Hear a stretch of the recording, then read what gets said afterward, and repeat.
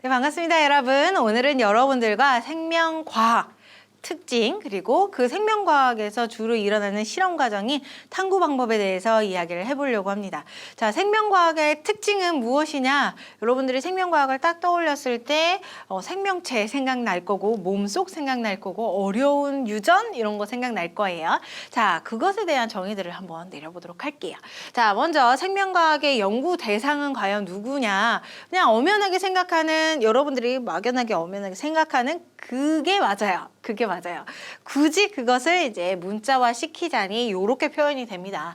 생명과학은 지구에 살고 있는 생물에 대해서 얘기를 하는 건데 이 현재의 생물이 아니라 현재의 생물의 기원부터 시작해서 기원부터 구조와 기능, 안쪽의 내부의 가장 작은 단위까지도 시작을 기원, 그리고 가장 작은 단위, 그리고 전체의 단위 이런 것들을 모두 다 얘기하는 거다라는 거죠. 생물의 기원, 구조와 기능, 생식과 유전, 분류 및 뭐 등등등등 이렇게 쭉 나오는 게 바로 생명과학이다라는 게 바로 대표적인 의의가 되겠습니다. 자, 그러면 우리가 공부하는 생명과학 원에서는 어떤 생명과학의 내용들이 들어가느냐?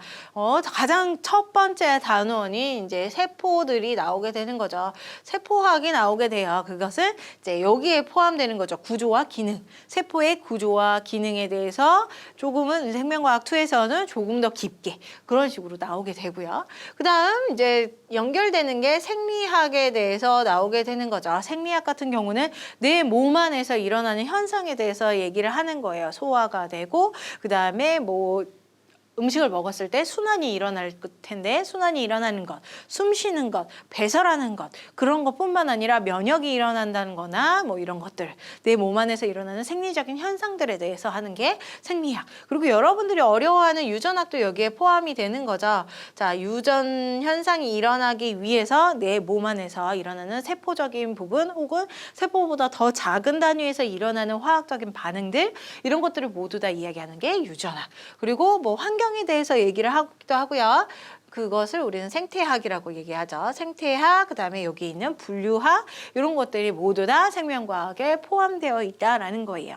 그래서 각각의 학문들이 모두 다 생명과학에 포함되어 있으며 각각의 학문들이 어떤 내용을 갖는지 그냥 대충 기억을 하고 있으면 이제 문제를 푸는데 전혀 어려움이 없다.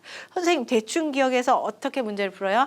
느낌이 빡 오게 문제가 나와요. 그래서 전혀 걱정하지 않아도 될 정도로 이 파트 같은 경우는 도덕 문제나 마찬가지다 이렇게 볼 수가 있는 정도로.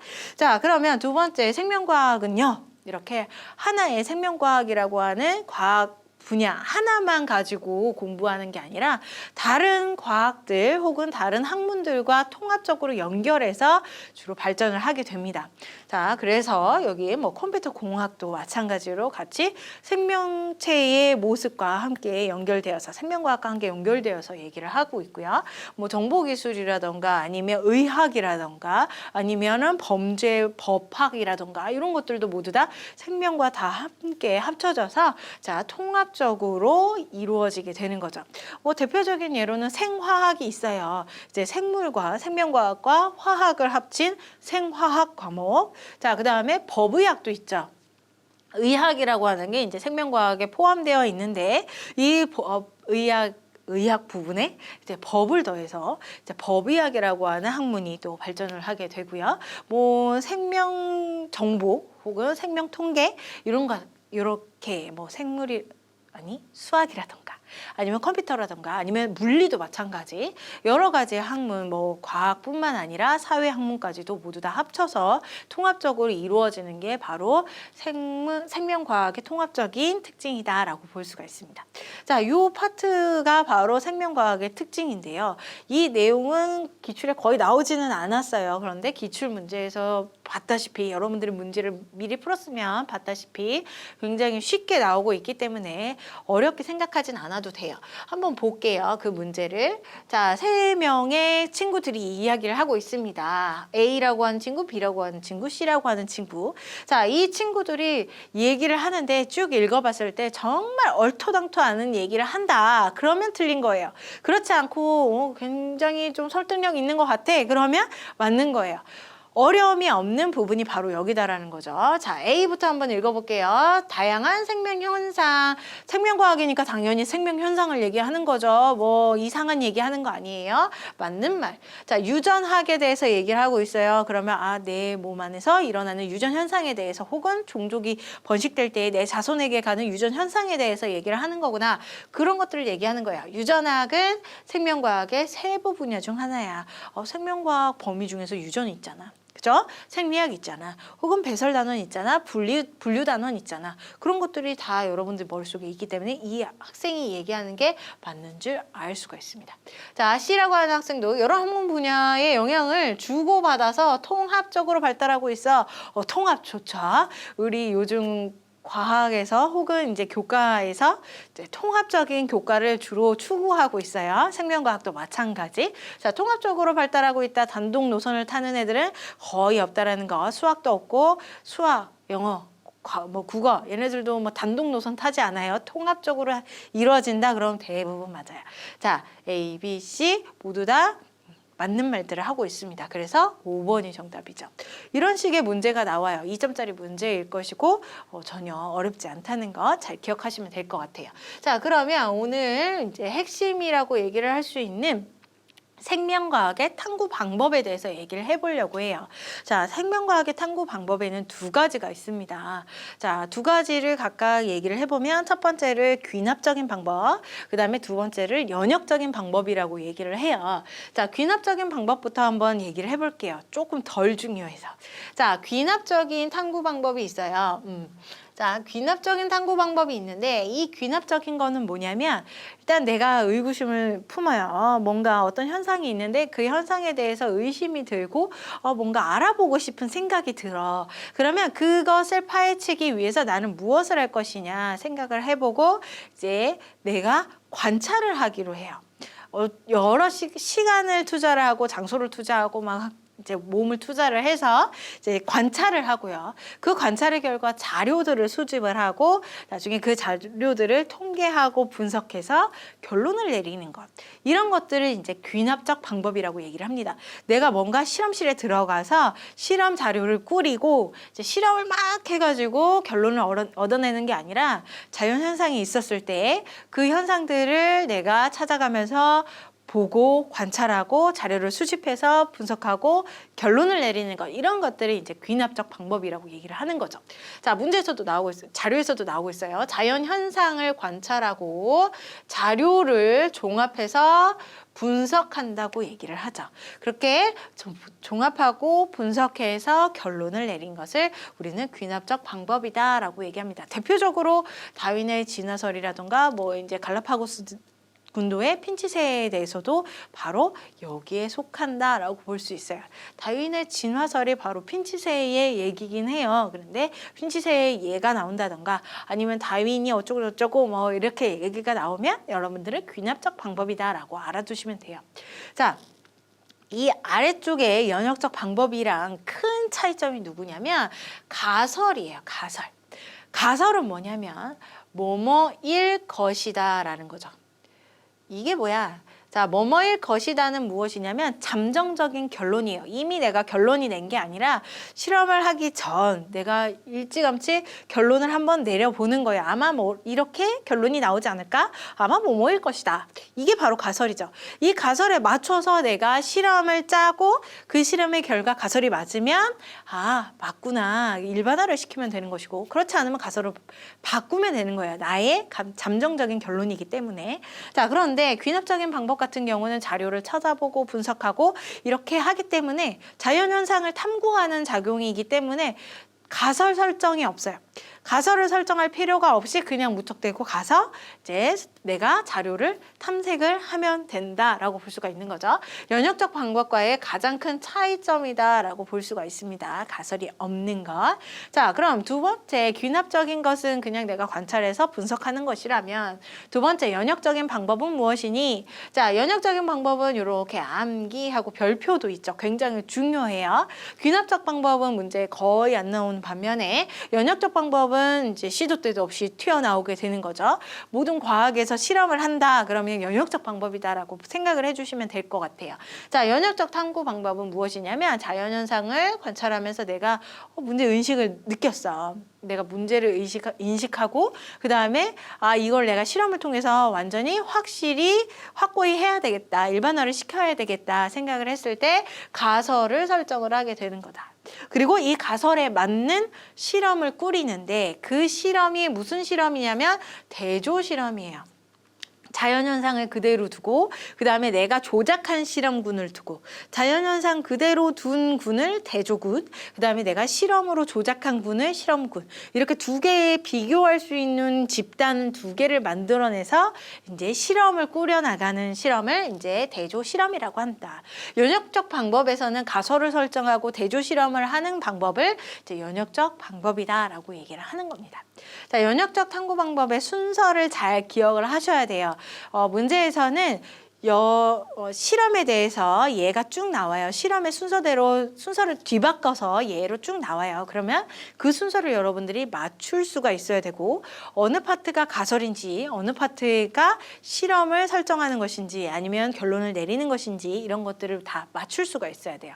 그래서 순서를 잘 기억을 하셔야 됩니다. 첫 번째 순서는 먼저 관찰하고 문제를 인식하는 단계예요. 내가 실험을 설정하기 전에 일단은 문제 인식을 해야 되겠죠. 그래야지 내가 실험을 할지 안 할지 결정을 할 테니까. 자, 그래서 문제 인식 단계가 첫 번째 단계. 두 번째 단계가 가설 설정 단계예요. 가장 중요한 단계죠. 실험의 문제에서 가설이 빠지면 그 문제는 잘못된 문제라고 할 정도로 가설은 빠질 수가 없어요. 자, 의문점에 대해서 잠정적인 결론이다라고 표현을 하죠. 이게 확고한 결론이 아니에요. 무조건 일반화시킬 수 있는 게 아니라 실험을 통해서 내가 이게 맞는지 확인을 시켜줘야 되는 결론이다. 잠정적인 결론. 그래서 문제에서는 혹은 가설을 설정할 때에는 어떻게 표현하냐면 뭐뭐일 것이다 라고 표현을 하게 됩니다. 문제를 통해서 이따가 보게 될 거예요. 자, 아마 뭐뭐일 것이다 라고 한다면 이거는 가설에 속한다라고 알아두시면 될 것 같아요. 자, 이렇게 가설을 설정을 했으면 이 가설에 맞춰서 실험을 설계를 해야 되겠죠. 탐구 설계를 하고 수행을 하는데 설계를 하고 수행하는 게 바로 대조 실험을 해야 된다는 거죠. 실험군과 대조군으로 나눠서 서로 비교할 수가 있어야 돼. 대조군 같은 경우는 자연현상 그대로 놔두기 때문에 내가 실험을 했을 때 어떤 결과가 나타나게 되죠. 그 결과가 자연현상에서 내가 조작하지 않은 상태에서는 어떻게 나타날 건데 서로 다르게 나타났기 때문에 이 실험의 결과치가 영향력을 미칠 수 있다는 걸 보여주기 위해서 대조 실험을 해줘야 된다. 이런 대조 실험을 설계하고 수행을 한 다음에 그 결과를 가지고 정리하고 해석을 해서 이 해석한 결과가 분석해서 자, 결과가 예스야. 무엇에 대해서 예스냐면 가설 설정에 대해서 예스면 바로 결론을 도출해서 일반화를 시키면 돼요. 일반화를 시키면 돼요. 예스일 때. 그런데 만약에 내가 가설을 설정한 단계가 있었고 뭐뭐일 것이다 라고 얘기를 했고 내가 실험을 한 결과가 결론 도출한 결과가 달라요. 누구랑 다르냐면 가설이랑 달라요. 자, 노예요. 노이면 가설을 다시 뒤바꿔버리면 되는 거죠. 가설을 다시 바꿔서 이 단계를 쭉 다시 한번 수행을 하게 되면 이제 다시 맞는 결론이 도출되게 될 것이고 그 결과를 가지고 예스일 때, 가설에 대해서 예스일 때 일반화를 시키면 되는 겁니다. 자, 중요한 거 순서라고 얘기를 했어요. 그중에서 가장 대빵 중요한 거. 자, 가설 설정이라고 했어요. 뭐뭐일 것이다. 여러분들이 문제 실험을 보고도 가설을 설정할 수 있어야 되고요. 그 다음에 어떻게 섞여 있는 실험을 보고도 이제 가설이 어느 파트에 속하는지도 볼 수가 있어야 된다. 자, 가설 설정, 탐구 설계, 결과 정리 및 해석, 도출, 일반화. 이 얘네들의 순서를 잘 기억하시면 좋을 것 같습니다. 자, 그러면 이 다음에는 무슨 얘기를 할 거냐면 탐구 설계 수행을 한다면 그러면 이 탐구 설계를 어떻게 할 것이냐. 대조 실험을 한다는데 그 대조 실험은 어떻게 이루어지느냐 한번 보도록 하겠습니다. 자, 보게 되면 자, 대조 실험은 이렇게 설정을 해줘야 돼요. 실험군과 대조군으로 일단 두 집단을 나눠줘야 됩니다. 실험군 같은 경우는 내가 가설을 설정을 했고 그 가설에 맞춰서 조작을 하게 돼요. 조작을 하게 되는 실험군을 우리는 실험군이라고 얘기를 하는 거죠. 실험 조건을 인위적으로 변경한 집단, 실험군이요.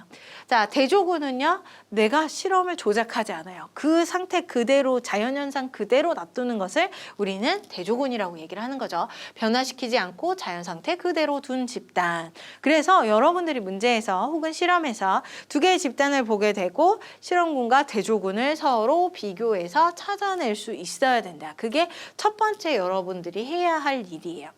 자, 두 번째는 이제 변인들을 다르게 설정을 할 겁니다. 자, 변인이 무엇이냐면 요인이에요. 실험에 영향을 미치는 요인들. 크게는 두 가지 분류로 나눌 수가 있는데 하나는 원인이 되는 요인, 그다음 나머지 하나는 결과가 되는 요인이에요. 자, 원인이 되는 요인을 우리는 독립변인이라고 얘기를 하죠. 이거는 동그라미를 치지 않겠습니다. 자, 독립변인이라고 얘기를 하는데 이게 바로 원인이에요. 실험의 원인이 되는 요인들. 뭐 예를 들어서 고기를 썩힐 때에 실험을 할 거예요. 고기를 썩히는 실험을 할 거예요.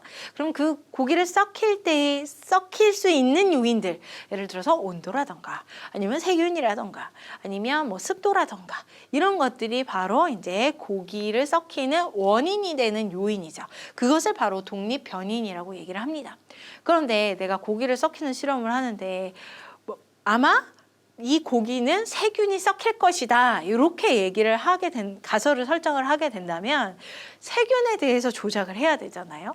그러면 나머지 이전에 얘기했던 원인들, 온도, 습도, 이런 환경들, 뭐 빛이라던가 등등등 이런 애들은 다 영향을 주지 않도록 일정하게 실험군이나 대조군이나 동일하게 맞춰줘야 돼요. 그렇게 맞춰주는 요인들을 통제 변인이라고 얘기를 하고, 그 다음에 내가 일부러 조작한 요인, 변인을 이제 조작 변인이라고 하는 거죠.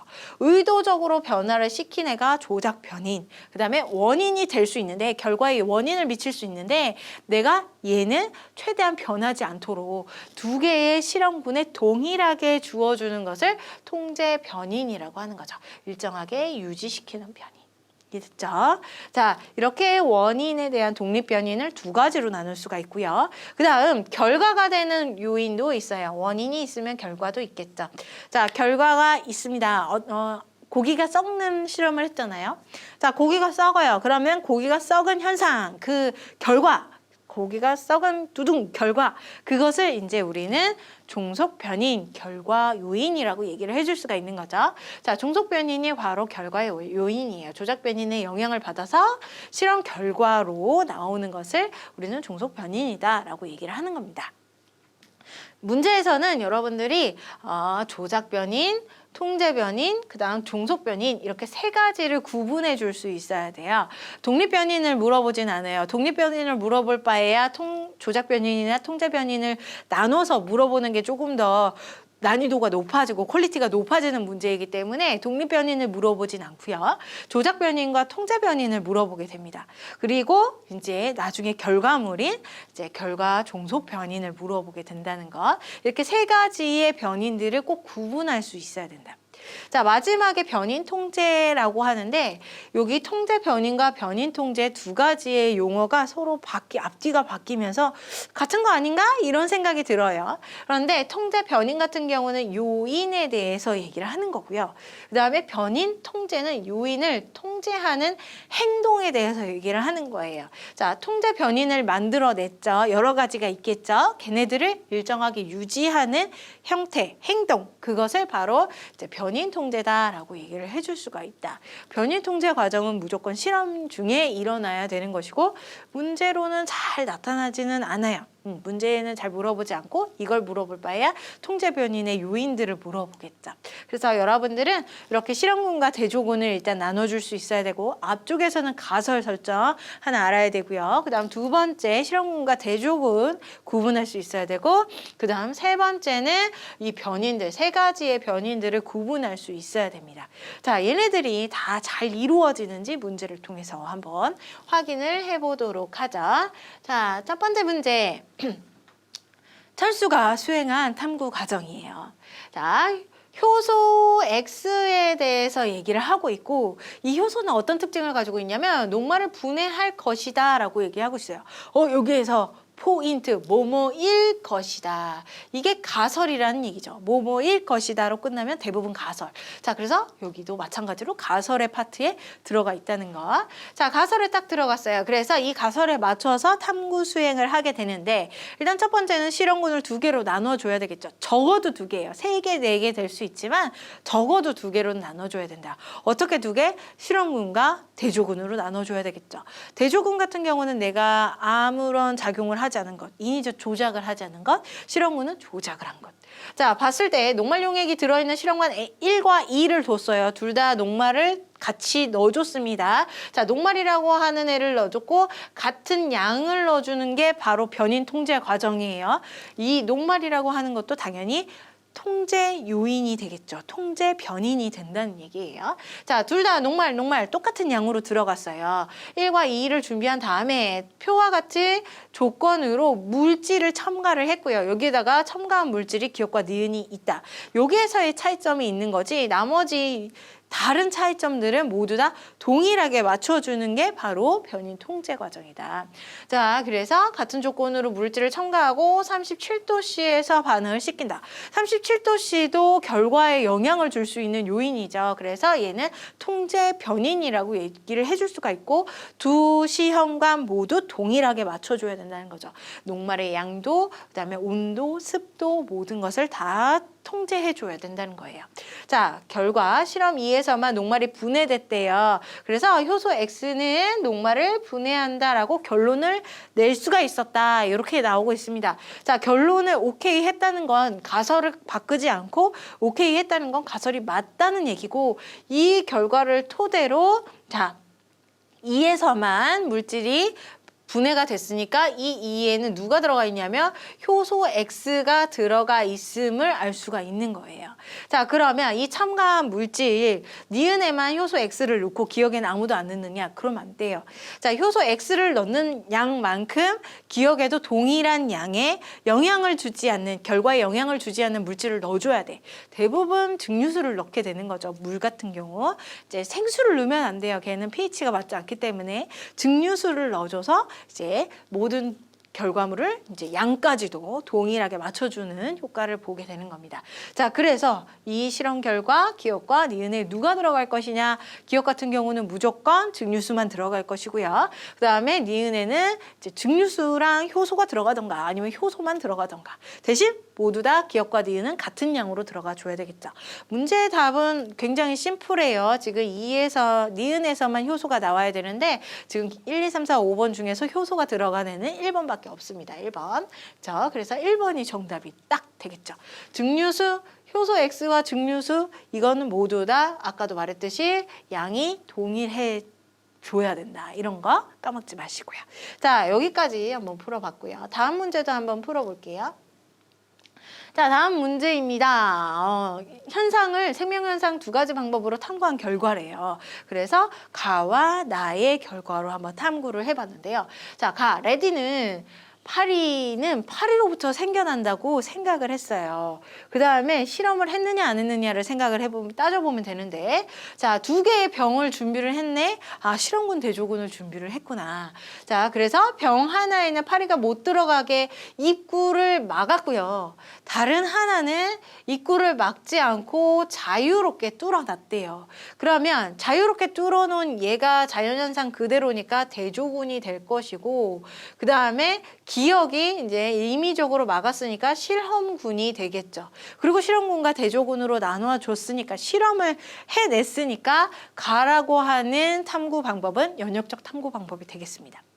자, 그래서 뭐 일정 시간 흐른 후에 니은 조건에서만 파리가 생겼다. 아, 그러면 가설은 맞겠죠. 파리는 파리로부터 난다고 그랬는데 지금 파리가 못 들어가도록 천을 막은 결과 여기선 파리가 나타나지 않았기 때문에 아, 가설이 맞더라. 그래서 파리는 파리로부터 이제 발생한다라는 걸 알게 된 실험.